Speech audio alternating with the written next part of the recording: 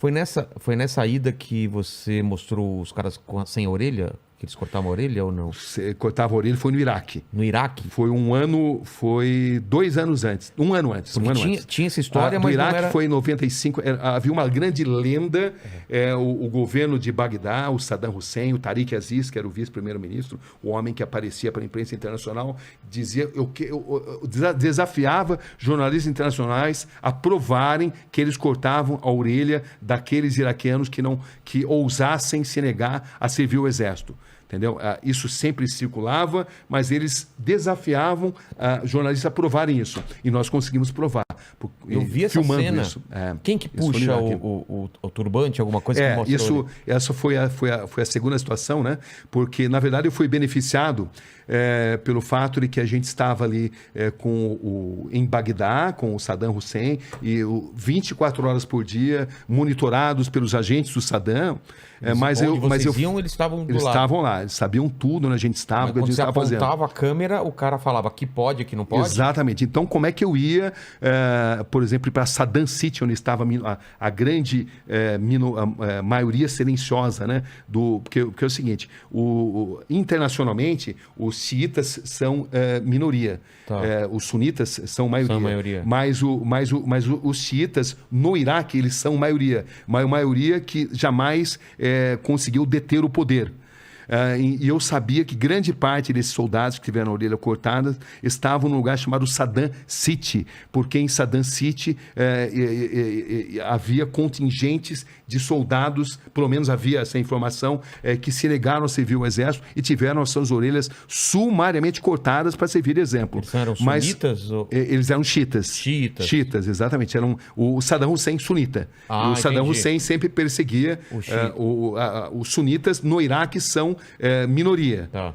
Entendeu? Mas eles sempre tiveram muito próximos do poder. Era uma minoria que sempre deteve um poder econômico maior. Tá. Entendeu? Os sunitas, se você considerar o islamismo internacional, são maioria. Mas dentro do Iraque, os xiitas são maioria. Tá. Né? Esses xiitas são apoiados pelo Irã, que é um país xiita, por exemplo. Né? Bom, mas enfim, e a gente tinha que ir para Saddam City, onde estavam os soldados. Eu sabia que haveria uma grande chance. Mas como é que eu ia fazer para ir sendo seguido dia e noite pelos soldados do Saddam Hussein? Aí como é que eu consegui?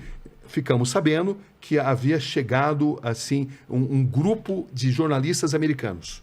E não havia agentes suficientes para monitorar americanos e brasileiros. Então, o sabedor disso falou assim, olha, a gente está meio doente aqui, meio cansado, e também a gente está afim de jogar tênis, entendeu? Para relaxar um pouco.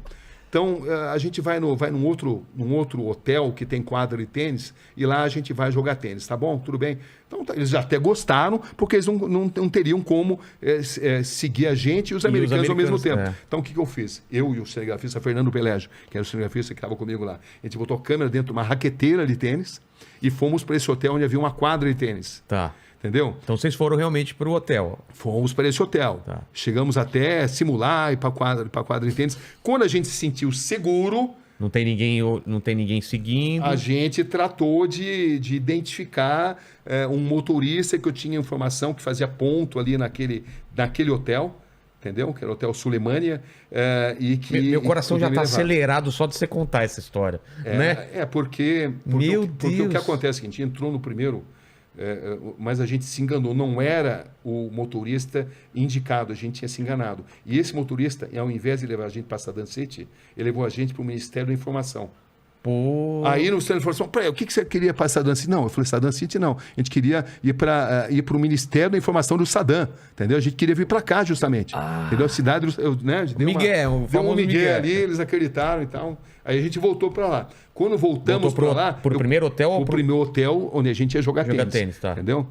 E aí nesse hotel eu consegui finalmente achar um motorista que eu tinha indicação, que falava inglês, era jovem e que tinha insatisfações em relação ao regime e que estaria disposto a assumir o risco. Precisaria ser alguém que era disposto a assumir o risco. Descoberto, morto, né? Exatamente. Então eu acabei descobrindo esse motorista e ele nos levou para Saddam City. Só que levar no Saddam City, eu lembro que a gente levou pedrada, porque estrangeiros eram mal vistos ali, mas o fato é que uma hora depois de a gente ter chegado lá, a gente conseguiu finalmente descobrir um soldado que teve a orelha cortada. Eu fiz a entrevista, ele contou pormenorizadamente por que a orelha tinha sido cortada sem anestesia, justamente porque ele não tinha servido o exército.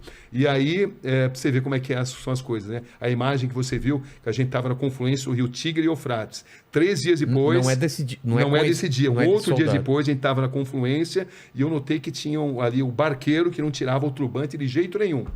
Aí eu cheguei nele lá e eu falei, fiz um sinal. A hora que o tradutor, que era ligado ao regime do Saddam Hussein, estava distante, entendeu? Porque a gente foi para o meio do rio, e o tradutor ficou lá. Eu falei que eu precisava fazer uma passagem e o barco não cabia mais gente. Entendeu, não? Porque o tradutor era deles, né? E aí, meio por sinais, eu expliquei para ele contar a história. E aí ele tirou o turbante, contou a história. Eu tive que traduzir depois. E aí era a história Qual é a história? Mesma coisa. Mesma coisa. Não quis servir. Não quis servir o exército, a orelha foi cortada, não teve anestesia. E a família passou a ser perseguida.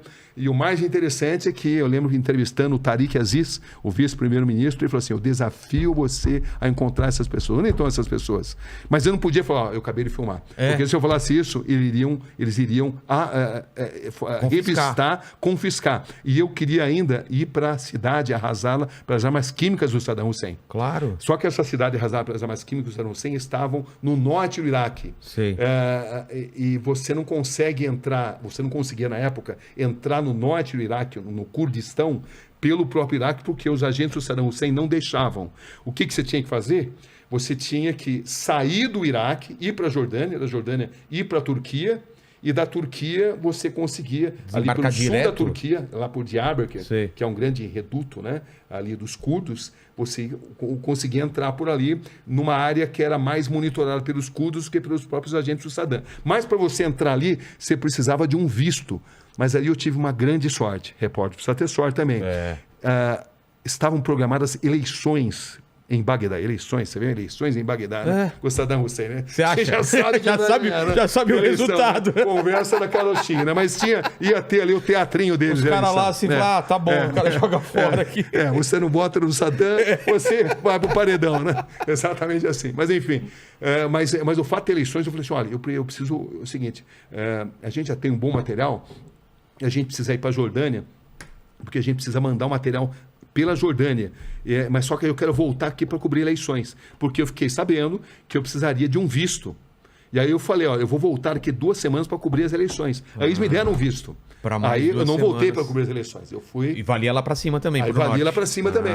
Você vê, é uma coisa até interessante, né? Porque valia para cima, mas não era os agentes do Saddam Hussein, eram uma dessas coisas loucas.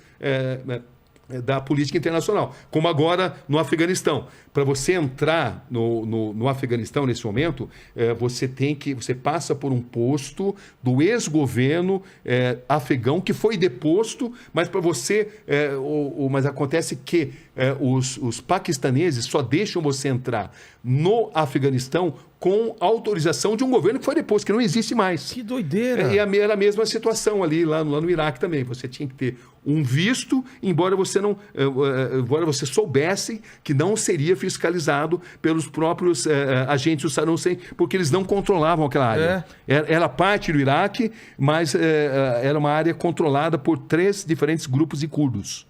Entendeu? Você não usou o visto? Usei o visto porque os agentes de imigração turca, eles pediam. Eles pediam, você tem o visto? Eles só te deixavam passar, senão te deixavam passar. Era uma ironia, contradição totalmente, porque era um visto de um governo que ali não tinha influência, né? Que ali não mandava. Mas, enfim, você conseguiu chegar nós conseguimos, nas armas? Nós conseguimos. Foi uma reportagem de praticamente 2 meses ali, né?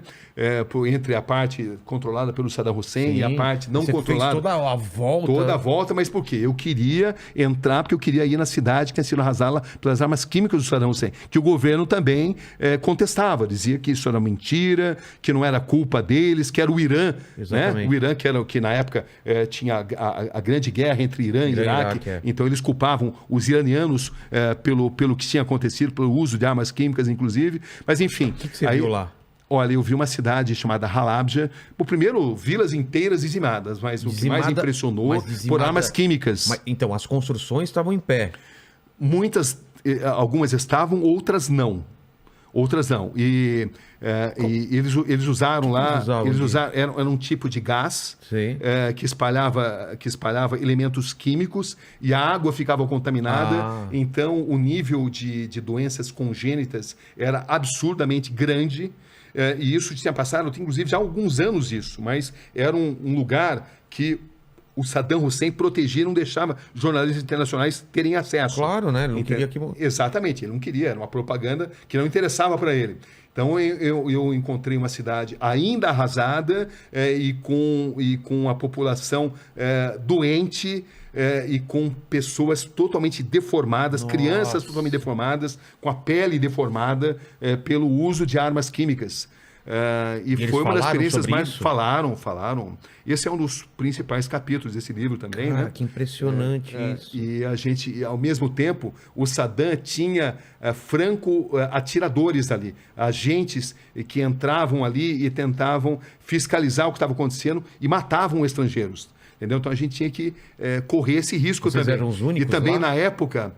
Na época também havia o Estado Islâmico dava os seus primeiros passos. Entendi. Entendeu? Então era uma área muito tensa. E além disso havia uma guerra entre os curdos, diferentes facções de curdos. O PKK, que são os curdos comunistas, que são um grande problema para a Turquia. Até hoje, né? O Abdullah Öcalan, que é o grande líder que está preso até hoje, porque eles representam um grande problema para a Turquia, porque existem curdos em 5 nações e é o maior povo sem nação que existe na humanidade nesse momento. Isso é um grande problema para a Turquia.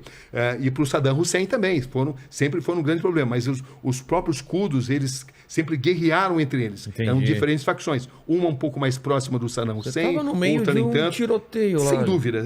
Foi um dos momentos mais críticos. E também o que aconteceu é o seguinte, quando a gente cobriu essa briga de facções curdas, e o que acontecia? Você não podia nem avançar e nem retroceder por causa dessa batalha. Claro. O que acontece?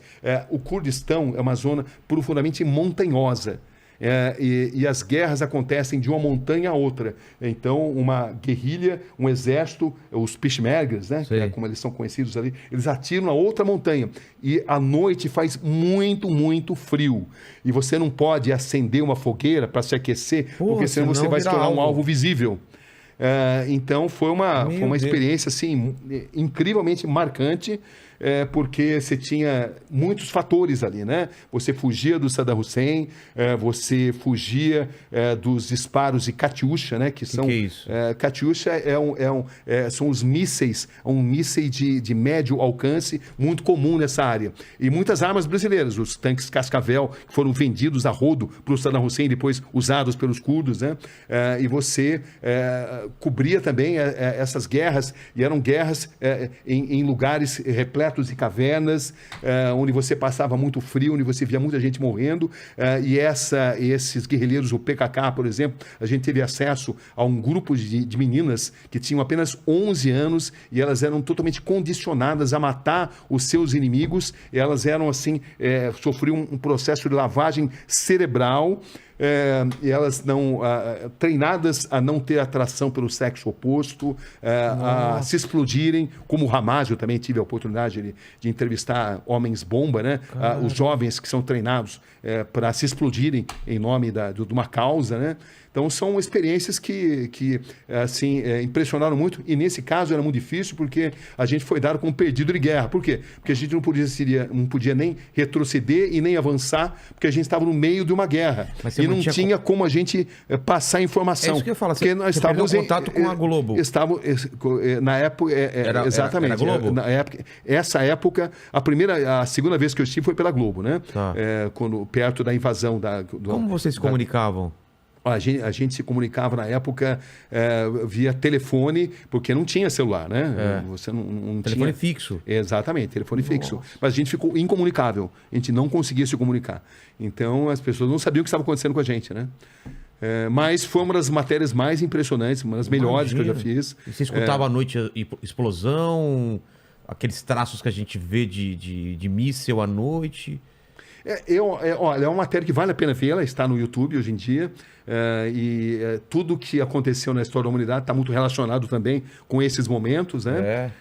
Então, não só dessa cobertura no Iraque, como também a cobertura no Afeganistão.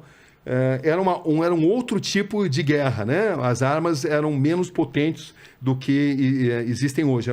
Era uma guerra onde ainda você conseguia enxergar os olhos do inimigo, como a gente dizia, né? Entendi. Porque você ia na linha de frente, você tinha que escolher. Você queria cobrir a guerra do seu hotel ou você queria estar na linha de frente. A gente sempre optou por estar na linha de frente com algum tipo de segurança, né? Porque ali a gente viu o que de fato acontecia. Usavam os coletes em alguns momentos, em outros não, porque quando você entrava em vilas que estavam dizimadas, eram pessoas que não tinham, às vezes, nem o que vestir, e você entrava ali como um astronauta, era como se você comunicasse para aquelas pessoas, olha, a minha vida vale mais do que a sua. Você passa arrogância. Então, o ato de exercer a profissão de jornalista, ele foi mudando na história das coberturas de guerra. Antes, nos anos 80, por exemplo, se você se identificava como jornalista, você era protegido. Você ligava, você transportava ali um cartaz escrito press, a imprensa, e você era protegido. Como se fosse uma regra, tipo... Exatamente, mas a partir da guerra na Bósnia, isso mudou, porque os franco-atiradores passaram a alvejar jornalistas. E já na guerra do Iraque, jornalistas passaram... que era jornalista. Sabendo que era jornalista. Isso aconteceu muitas vezes. Jornalistas passaram a ser alvejados porque passaram a ser responsabilizados por uma propaganda, especialmente contra os sérvios, né? Entendi. Os sérvios começaram a achar que havia uma campanha muito grande na imprensa internacional e começaram a alvejar. Eles começaram a se divertir atirando em jornalistas. E já no Iraque, jornalistas passaram a ser moeda de troca para sequestro. Entendi. Jornalistas passaram a ser sequestrados, jornalistas passaram a representar... Prisioneiros de guerra. Prisioneiros de guerra, passaram a significar dinheiro. Então, para você saber como você deve se portar, você precisa saber em que terreno você está pisando. Em alguns lugares compensa você se identificar como jornalista, em alguns lugares é fundamental você usar todo o aparato, colete, capacete, é importante, em outros não, porque você vai passar uma mensagem, se misturar, se infiltrar melhor. Então, o que vai determinar isso é o conhecimento do terreno. Entendi. Saber onde você está pisando. E da situação política que está acontecendo. Exatamente. Você me mostrou uma foto agora com uma roupa típica do Afeganistão. O Perhan Turban. Isso você ganhou deles? Você compra? Isso eu comecei a fazer várias entrevistas logo na minha chegada. Tem foto pra gente mostrar? A gente mostra aqui essa foto que você me mostrou aqui. Tem sim. Eu fiz, inclusive, porque foi o seguinte, quando eu cheguei lá... eu fiz algumas entrevistas onde talibãs disseram que só não nos matavam, eu e o meu cinegrafista, porque eles não tinham ordem, porque senão eles nos matariam pelo simples fato de nós não sermos muçulmanos. E um rapaz que eu conheci ali localmente, que era muito inteligente, intelectualizado e que serviu como tradutor, né? Ele falava inglês muito bem, e falava também o Dari, que é o persa, e falava o pashtun, que é a língua predominante entre os talibãs, e ele me aconselhou a usar essa roupa. Deixa eu ver. Que é essa... Opa, peraí que estava aqui. Usar essa roupa que chama-se Perhan Turban, justamente porque chamaria menos atenção. Sim. É isso daqui. Tá pegando aí, mandíbula? Mais perto? É uma roupa muito comum, usada há milênios, faz parte da cultura afegã. Uma cultura que tem muito orgulho em que pese ter sido invadida milhares de vezes. Então, Alexandre o Grande invadiu. Gengis Khan invadiu. O Império Britânico invadiu. O Império Soviético, o Império Americano. Mas eles jamais foram colonizados. E eles têm muito orgulho disso. Eles nunca foram aculturados. Entendi. Eles mantêm até hoje a Eles têm esse orgulho, exatamente. Então, o Talibã é apenas um dos grupos, né? A gente não pode julgar afegãos apenas pelo Talibã e não pode não pode julgar o Talibã sob uma ótica maniqueísta. Temos que saber que o Talibã, eles têm uma visão tribal do Alcorão, uma parte, essa interpretação radical da Sharia, que é a lei islâmica, ela tem um peso muito forte dos usos e costumes tribais. E por isso que eles são tão radicais. Mas se você comparar o ISIS-K, que é uma vertente do Estado Islâmico, né? E que nasceu ali naquela região, e que hoje é o principal inimigo do Talibã, o ISIS-K é muito mais radical, porque o ISIS-K prega a formação de um grande Estado muçulmano, onde qualquer sociedade não muçulmana seja considerada inimiga. E deve ser O eliminada. Talibã já não. O Talibã já prega que um Estado islâmico é dentro do território deles, entendeu? Ah, tá. Então eles são, embora os dois sejam sunitas, tanto o ISIS-K quanto o Talibã sejam sunitas, eles têm visões bem diferentes, né, daquilo que deva ser feito. Se você comparar com o ISIS-K, o Talibã é mais moderado. E o Talibã, de moderado, não tem nada. É só ver o que eles fazem com as mulheres, cerceiam os direitos das mulheres, a interpretação radical da Sharia, cortam as mãos daqueles não muçulmanos, dos que roubam. Todo ladrão vai ter a sua mão cortada. Entendeu? Quando o Talibã assume o poder, existe um fenômeno que acontece imediatamente, que é a queda de criminalidade comum. Porque pela interpretação da Sharia, pela implementação da Sharia. Entendeu? Pego roubando, corta a mão. Corta a mão. Adúltera. Pedrada? Pedrada, exatamente. Apedrejamento. Então, eles têm assim, uma visão muito radical, né? Mas E é difícil a gente entender isso, né? Porque é uma coisa tão difícil. enraizada. É difícil. E esse, Rogério, é um erro muito comum de jornalistas internacionais analisar uma cultura diversa Baseada mediante seus próprios valores. Não dá. É uma coisa preconceituosa e você não analisa a cultura diversa com seus próprios valores. Você precisa entender um contexto. E também temos que aprender que, embora o Talibã tem aí decisões deploráveis em termos de direitos humanos, eles também têm apelo junto à população, porque os americanos, embora tenham ficado 20 anos como invasores, 20 anos apoiando determinados governos, eles nunca trouxeram um avanço, principalmente para os setores mais pobres da população. Nos setores mais pobres são os setores rurais. Nesses setores, o Talibã sempre teve um apelo. As pessoas sempre sonharam em ter o seu primeiro Kalashnikov, o fuzil de fabricação russa, né? Então, por quê? Porque os americanos melhoraram muito para as populações mais abastadas. As populações mais intelectualizadas sempre tiveram grandes benefícios, mas os americanos apoiaram muito os governos corruptos, principalmente na construção civil. Gastou-se milhões e milhões na construção civil e com muito dinheiro sendo desviado, com os americanos apoiando governos corruptos simplesmente porque eram inimigos do Talibã. Entendi. Então, o Talibã consegue voltar ao poder, ele nunca foi exterminado pelos americanos também, porque a invasão americana sempre foi um grande erro, foi o Vietnã do terceiro milênio, né? Então, a gente tem que analisar nesse contexto que não seja um contexto maniqueísta. Total. Porque tem muita gente que tem uma tendência em analisar decisões, tradições, por uma vertente maniqueísta. Quem é o inimigo, quem é o herói, não é assim. A vida não se resume herói contra bandido. Mas Existem interesses econômicos, estamos falando de uma região onde o minério é muito importante, o minério do terceiro milênio, o minério que vai ser usado pela indústria de informática é abundante dentro do Afeganistão. O Talibã jamais deixou de existir porque eles sempre se alimentaram com o dinheiro das plantações de papoula, né, que é a matéria-prima do ópio e da heroína. Embora o islamismo condene o uso de drogas, né, suas contradições, mas eles sempre precisaram se capitalizar através do dinheiro das drogas. Enfim, são essas questões que precisam ser analisadas com a devida profundidade, sempre sabendo-se que não se trata de uma história de mocinho contra bandido. Exatamente. Todo mundo tem interesse ali. As principais potências, os russos, os chineses, os paquistaneses, os americanos, todos têm interesses. E a maioria desses interesses não são exatamente nobres. E é o lugar onde nasceu a civilização, praticamente, né? Essa região aí do Iraque, né? A região do Iraque, exatamente. A confluência Babilônia, né? A Babilônia, a confluência do rio Tigre com o rio Eufrates é descrita pela Bíblia como o Jardim do Paraíso, onde estava ali, o Jardim do Paraíso na Babilônia. Enfim, o mundo começa ali, o Jardim do Éden começa ali nessa região. E você consegue entender essa grandiosidade quando você está lá, ou só quando você tem afastamento e está aqui? Mas quando você está lá, você está muito focado em pegar várias versões, ver todos os lados. Porque você tá no centro do que Da foi civilização. a civilização antiga. Com certeza. Totalmente. E Totalmente. não deve ter mudado muito, É claro né? que... bom, você vê. De- Você falou em Babilônia. É. Saddam Hussein reconstruiu Babilônia e fez uma obra de péssimo gosto, né? E de nenhum tipo de apuro assim, sim. histórico. Ele Arquitetônico, reconstruiu, é. entendeu? Com uma arquitetura totalmente defasada, nada representativa da arquitetura foi, da época. né? É. Exatamente do que foi. Mas tudo ali exala civilização. Enfim, é uma região do mundo avassaladora, porque ela te toma, assim, né? Tudo pode ser explicado ali, todos os conflitos, todas as hipocrisias, todas as contradições podem ser encontradas nessa região do mundo. E você, o você basicamente o cinegrafista. Eu costumo viajar com um cinegrafista porque a locomoção é mais fácil, né?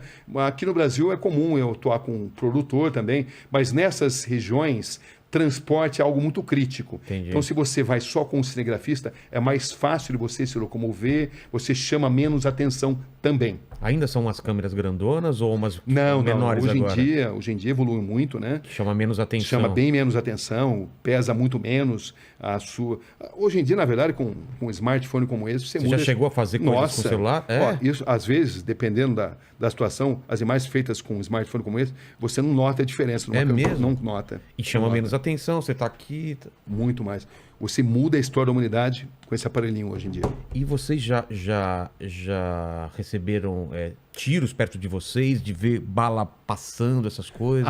Isso é comum, né? Na Porque primeira vez. Você nunca ficou no hotel, você vai para a linha de frente, como você falou. Às vezes você fica em hotel, às vezes você dorme na montanha, porque não tem onde dormir, você dorme ali junto com os guerrilheiros.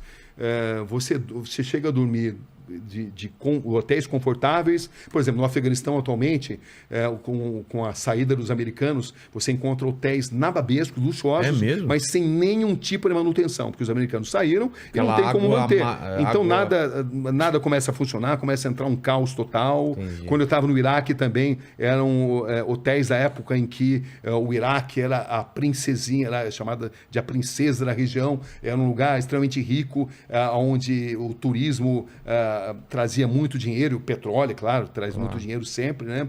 Então você tinha hotéis assim incrivelmente grandes, mas onde o encanamento não funcionava, onde a luz não funcionava. É algo muito interessante, né? Dependendo da época onde você vai. E no Afeganistão, nesse momento, isso acontecia em Cabul, porque os americanos, a partir do momento em que eles deixaram o poder e deixaram o país, eles deixaram também construções muito luxuosas, que hoje estão sob o domínio do Talibã, mas não existem condições para que esses locais sejam mantidos. Então você vai em locais que não tem nenhuma manutenção, são enormes, mas não funcionam como deveriam funcionar, né? Então, as moscas, nós estamos falando de um país com 35 milhões de habitantes, onde pelo menos 25 milhões passa fome nesse momento. Entendeu? Abaixo da linha de pobreza.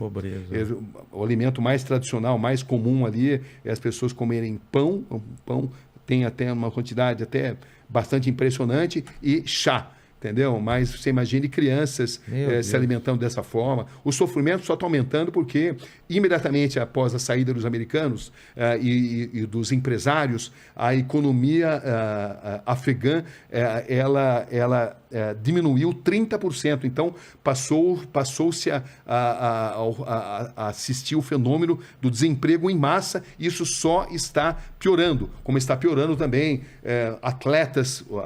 A delegação de boxe, por exemplo, que foi para a Sérvia para disputar o Mundial, e ali todos eles tentaram ficar na própria Sérvia, desertaram. Você vê as meninas da delegação de vôlei que foram torturadas.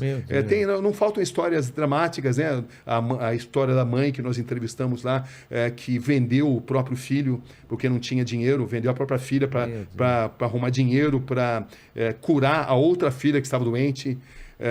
Histórias do cantor que não pode mais cantar, que a mulher conseguiu fugir e levou uma parte da família, mas a outra parte ficou e ele não consegue fugir.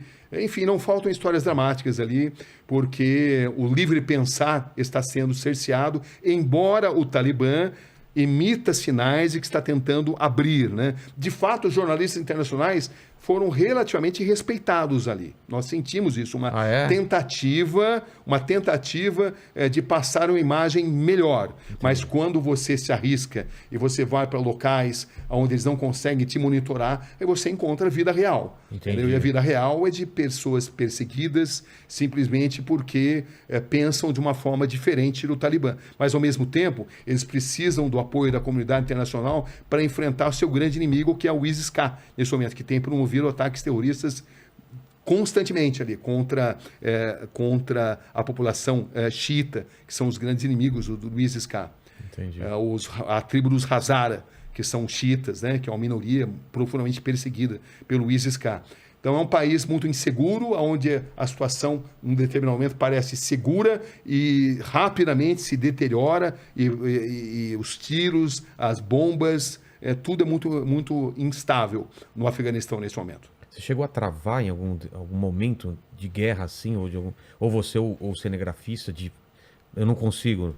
Olha, o medo travassa. Porque imagina então, que eu o já medo tenho uma faz boa parte. experiência nisso, né? Eu já cobri 6 guerras, né? E é um processo Você vai assim, ficando evolutivo. mais- Você vai ficando mais cascudo, né? Entendi. Você só se descobre nessas situações.